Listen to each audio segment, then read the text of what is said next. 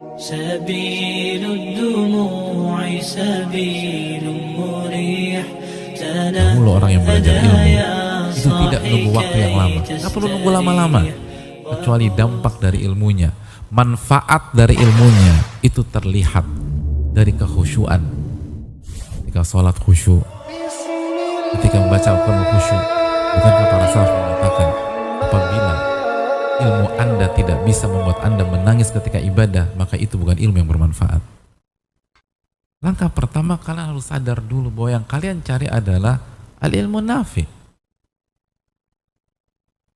Makanya itu yang ditekankan al-Imam Asy-Syafi'i. Imam Syafi'i lebih dulu belajar daripada kita. Dan beliau mujtahid mutlak mustaqil. Makom tertinggi dalam dunia ijtihad. Makom tertinggi. Mujtahid mutlak mustaqil. Dan beliau mengatakan, dan beliau orang yang sangat kuat hafalannya. Kalau kita hafalannya di luar kepala, ya kan, lupa semua itu luar kepala. Kalau beliau dalam kepala. Dan beliau mengatakan, tanpa bermaksud meremehkan hafalan, al-ilmu ma nafa' wa laysa ma hufidh. Ilmu itu yang bermanfaat, bukan yang sebatas dihafal, tanpa meremehkan hafalan. Hafalan jelas penting.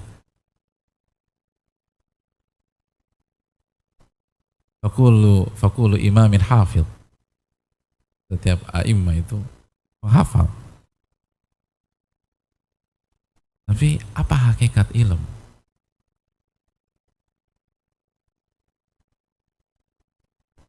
Maka sadarilah bahwa tujuan kita adalah ilmu yang bermanfaat. Kenapa demikian, teman-teman sekalian? Karena opsi ilmu itu hanya dua, kata Syekh Ibnu Utsaimin dan para ulama yang lain. Sebagaimana yang dikatakan oleh Allah, sebagaimana dikatakan Nabi SAW, wal Qur'anu hujjatun lak wa alaik. Al-Quran, dan Al-Quran adalah sumber ilmu. Itu kalau tidak menjadi hujjatun lak, jadi hujjah yang akan mendukung, menjadi syafaat, menjadi penolong, atau sebaliknya, menjadi bumerang. Menjadi bumerang. Hanya dua. Kata Syekh Ibnu Utsaimin rahimahullah ta'ala, tidak ada opsi ketiga, nggak ada. Cuma dua aja. Kalau nggak akan mendukung Anda atau menikam Anda, itu opsinya. Nggak ada, netral-netral aja nggak ada dalam dunia ilmu. Opsinya cuma dua, Anda akan berhasil atau Anda akan hancur. Itu dunia ilmu. Hujjatun laka wa alaik. Hujjah atau bumerang yang akan menikam Anda. Maka nggak ada yang aku biasa-biasa aja. Nggak ada biasa-biasa aja. Berhasil atau gagal. Opsinya cuma dua. Opsinya hanya dua.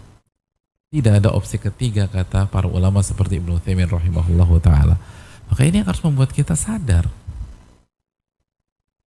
Tanggung jawab sangat besar. Makanya itulah salah satu alasan mengapa salah satu konsep para salaf dulu, sebagaimana dijelaskan Ibnu Mubarak rahimahullah, sebagaimana dijelaskan oleh Muhammad bin Sirin rahimahullah, sebagaimana dijelaskan oleh Imam Malik rahimahullah dan lain-lain, al-adab qabla al-ilm. Adab sebelum ilmu.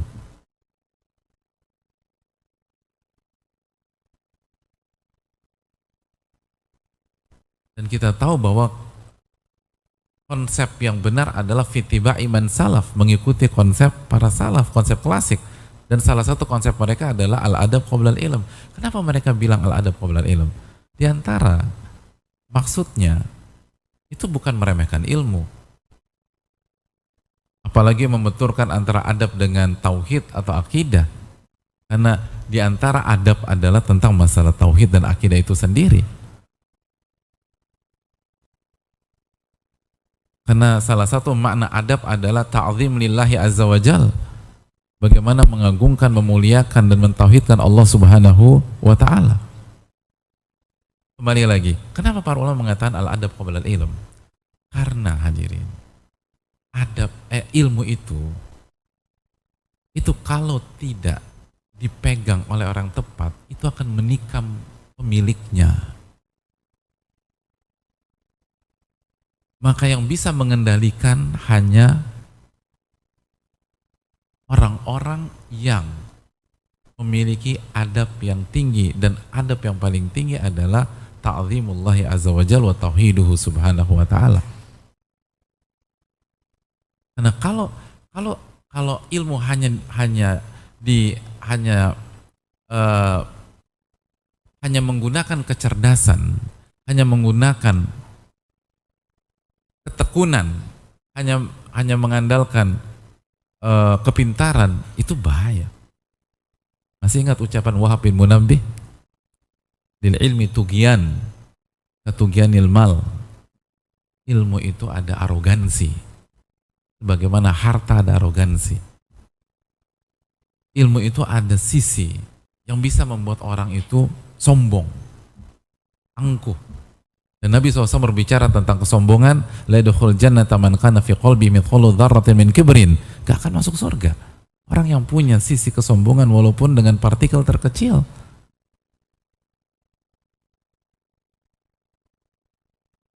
Maka gak bisa sembarang orang untuk bisa mengendalikan. Hanya orang-orang yang punya adab,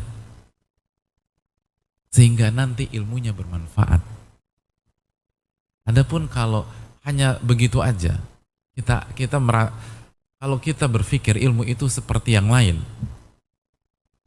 karena pengalaman belajar bahasa ini, belajar bahasa itu, belajar bahasa segala macam, belajar bahasa Arab sama, oh beda, bahasa Arab bahasa Quran.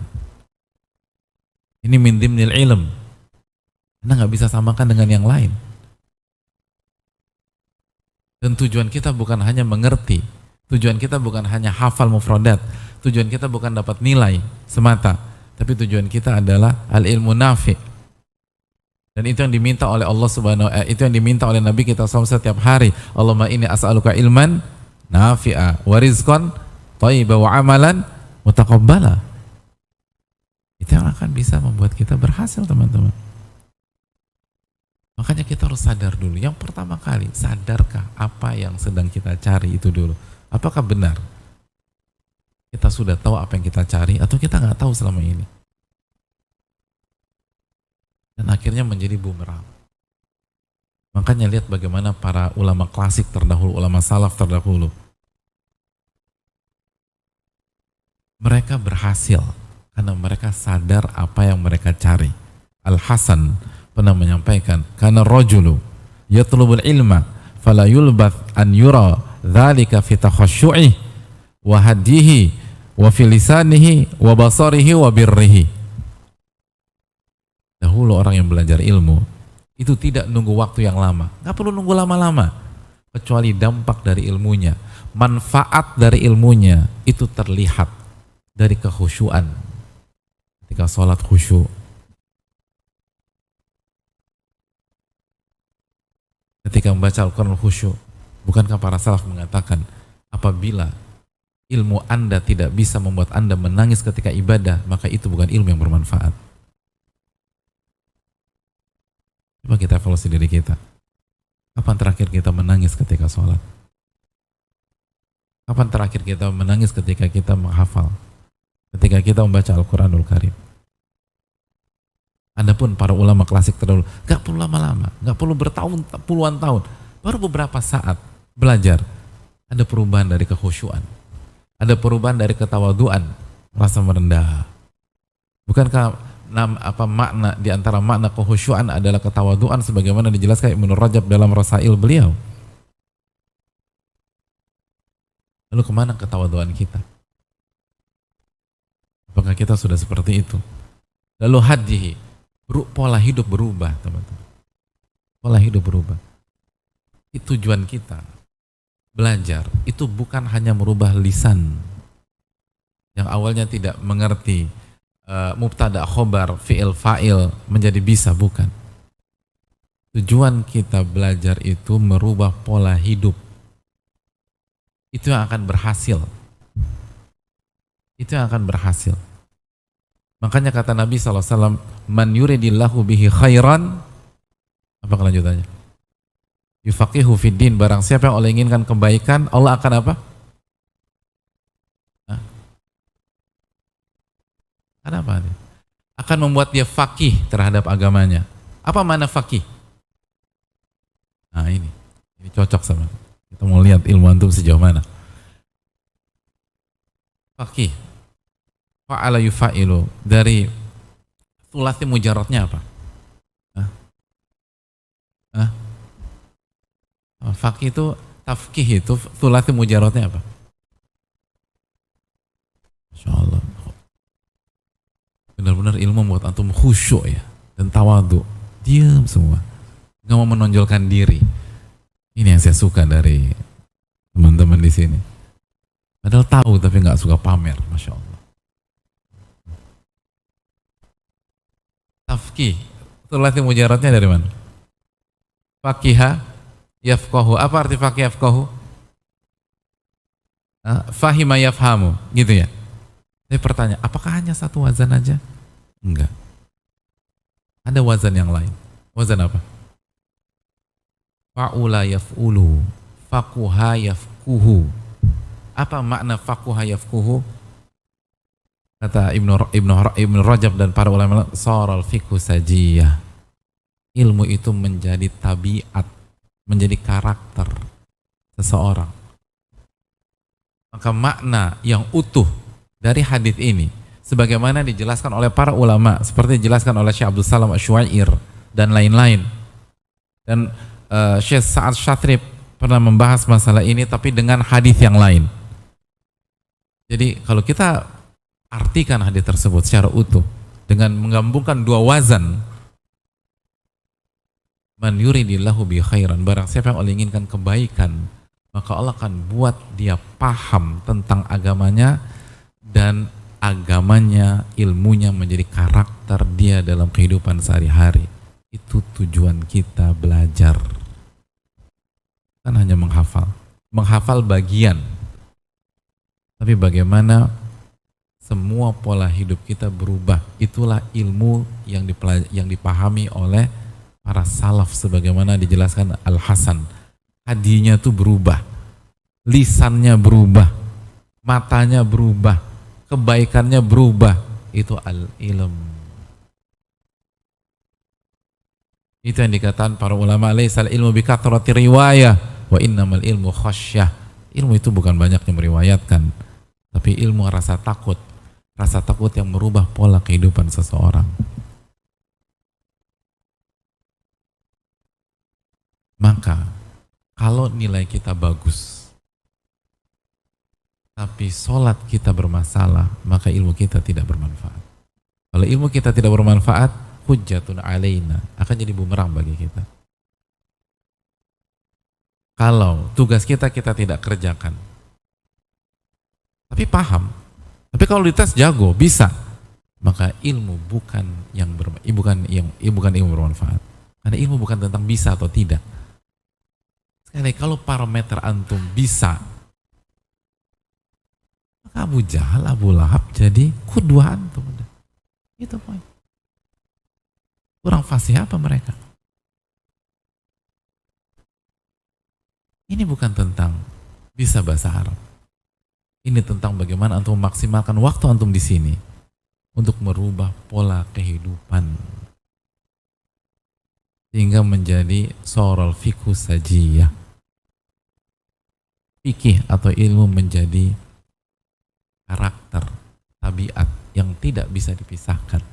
Makanya sebagian ulama salaf mengatakan, dulu kita melihat orang itu alim atau tidak bukan bagaimana dia bicara di atas mimbar, tapi bagaimana dia menjalani kehidupan dalam kehidupan sehari-harinya. Kita menjadi orang alim atau tidak. Dan itu ilmu nafi. Oleh karena itu, teman-teman sekalian, itu yang perlu kita camkan. Makanya harus ikhlas, harus sungguh-sungguh, walaupun bisa. Dan ini bukan tentang bisa, ini merubah pola. Ini berubah pola.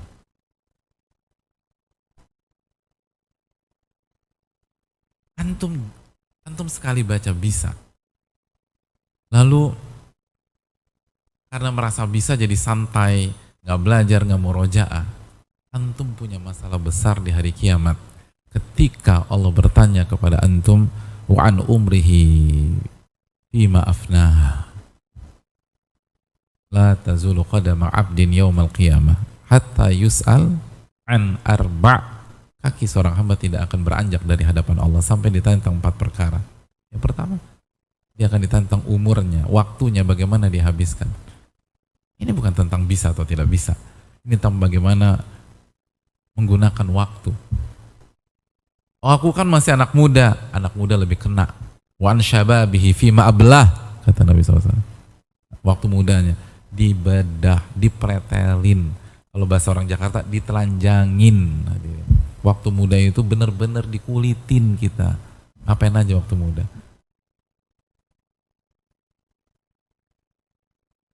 Ini poin. Ini bukan tentang bisa atau nggak bisa. Ini bukan fasih tentang fasih tidak fasih. Ini tentang bagaimana menjadi seorang penuntut ilmu sejati, yang ilmunya ilmu nafi, ilmu yang bermanfaat.